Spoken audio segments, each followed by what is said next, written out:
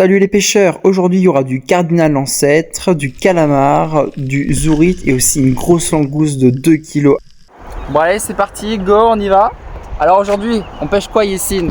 Aujourd'hui, perroquet, camas. Perroquet, vas-y, moi aujourd'hui plein de petits poissons, mais bon si je croise un beau mérou, ce serait magnifique. Allez, let's go.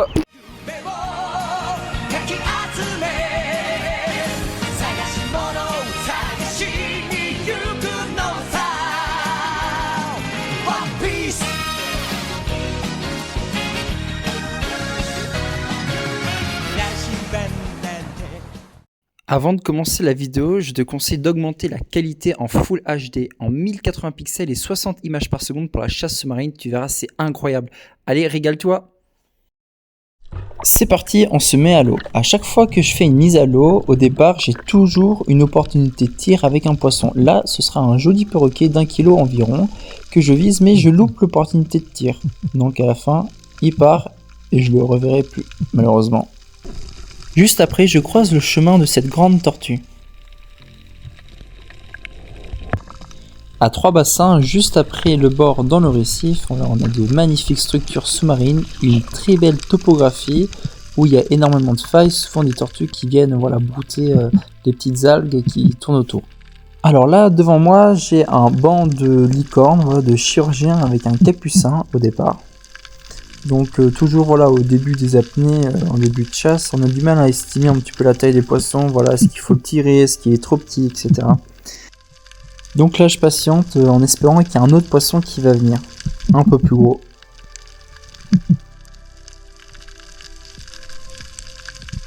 En plus des chirurgiens, on va passer des petites perches d'or, ici là qu'on voit loin en banc, aussi en bas à gauche un petit crochet masqué, poisson qu'il y a dans Nemo. Voilà aussi des gros chirurgiens. Pour la chasse de récif comme ça, mon 110 il n'est pas adapté, donc je le désarme.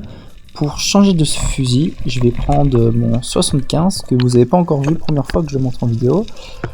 Justement, il me sera plus utile car il est plus maniable pour pêcher les petits poissons et je peux les enchaîner plus vite car il est moins difficile à recharger.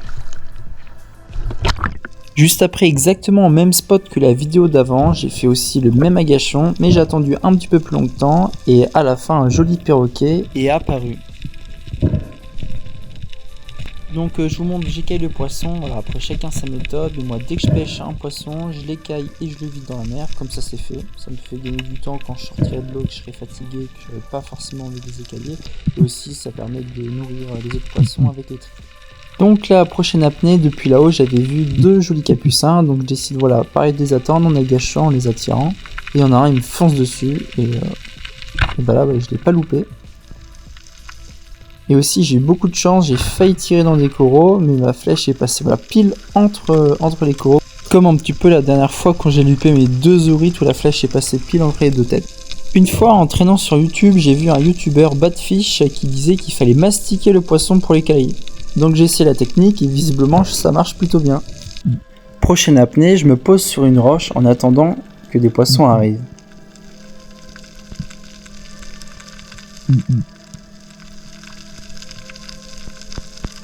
Là au loin, on voit un petit banc de capucins qui arrive, avec un qui est un petit peu plus gros que les autres.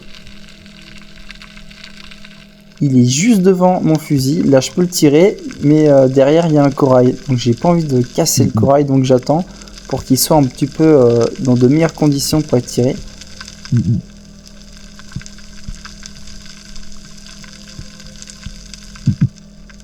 Mais malheureusement, il reviendra pas aussi proche, donc j'essaie de le tirer un petit peu plus loin. Il passe devant, je tire, mais je le loupe. Dommage.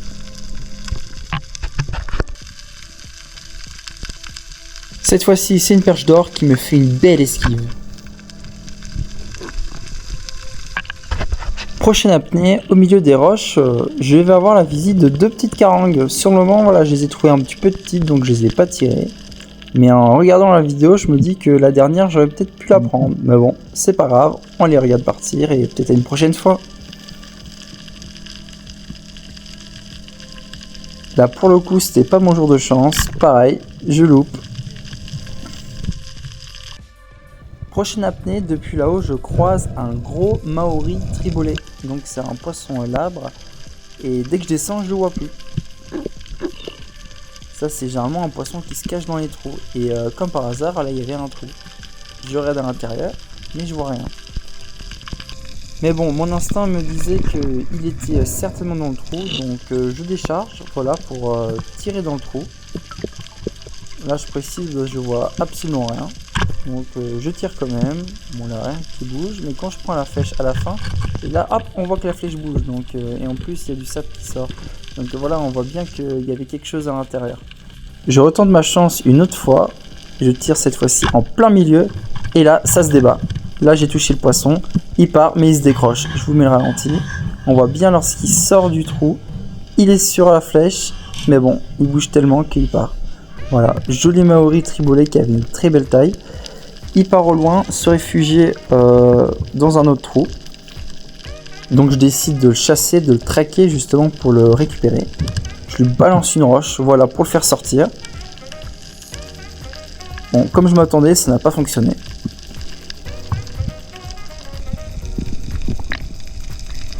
Donc je me dis j'ai plus de chance en tirant au hasard, vu que, comme tout à l'heure, vu que j'ai failli l'avoir. Donc je décide d'y retourner une dernière fois pour essayer de tirer dans le trou au hasard pour le prendre. Je regarde, je me rapproche un petit peu pour mieux voir.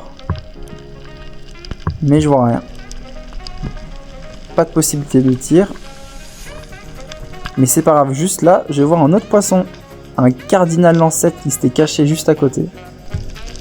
Donc je décide de le contourner par le haut pour venir le récupérer. Je vous laisse l'action sans commentaire.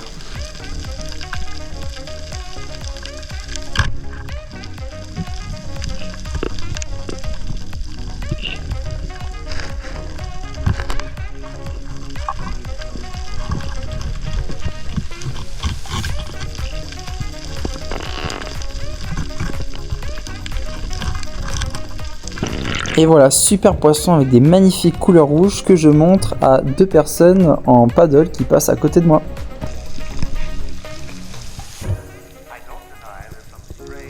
Alors il faut savoir que la veille c'était la pleine lune, et généralement quand il y a une pleine lune, j'ai remarqué qu'il y a plus de calamars dans l'océan. Du coup là je me mets à traquer un banc de calamars et je choisis le plus gros.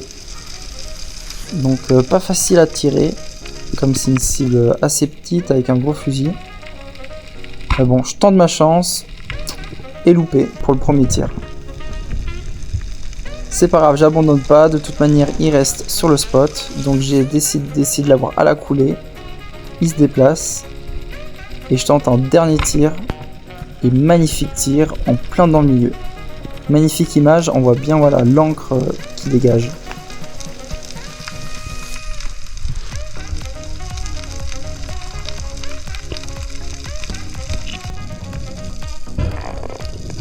Oh là là, le calamar en friture, c'est vraiment un mets de luxe.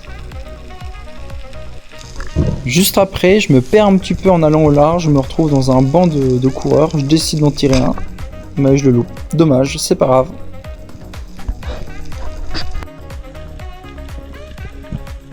Les fonds à La Réunion, ils sont magnifiques, donc je me fais une petite randonnée aquatique. Et j'ai de la chance, je tombe sur un fusil de chasse sous-marine que quelqu'un avait abandonné là. Donc parfait, je le récupère. C'est tout bénef puisque je vais pouvoir chasser de gros poissons avec. Parfait. Comment ça s'appelle un capucin énorme. Putain. Et en gros je l'ai vu et tac il est allé à trou. Oh putain. J'y vais, je le vois sous le trou. Je prends mon petit fusil du coup. J'y vais, je le vise et en fait mon fusil il désaxe. Ouais. Je tire juste à côté. Ah ouais. Du coup il reste en dessous. Je remonte.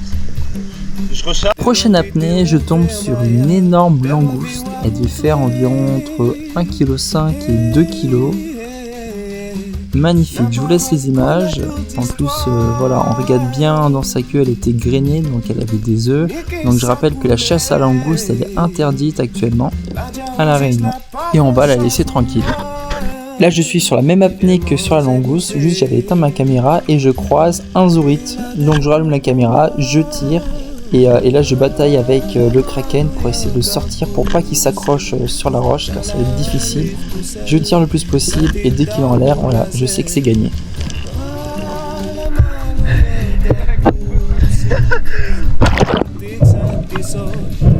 Accrochez-vous bien car en remontant le zourite met une tentacule sur ma palme, ce qui m'empêche totalement de palmer. Voilà, je suis bloqué, le zourite est accroché à moi.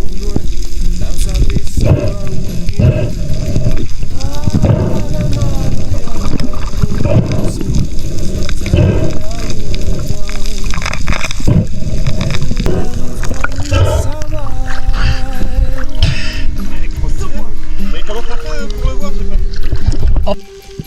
Et je vous laisse sur cette dernière vidéo de fin avec cette magnifique tortue.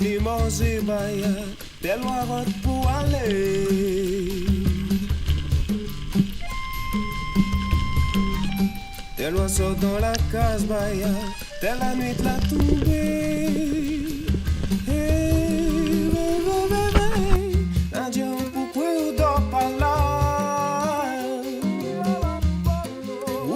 Pour les pêcheurs, aujourd'hui belle pêche. Moi j'ai réussi à faire ma commande. J'ai dit quoi? Petits poissons et un mérou.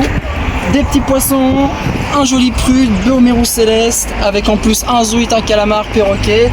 Et mon ami de chasse, il a eu une belle licorne, il a loupé son gros perroquet, mais comme dans les commentaires, vous m'avez dit voilà, belle licorne avec masse salée, on va préparer ça. Allez, à plus les chasseurs. Merci d'avoir regardé la vidéo et abonne-toi si tu veux plus de contenu sur l'île de la Réunion. Allez, ciao!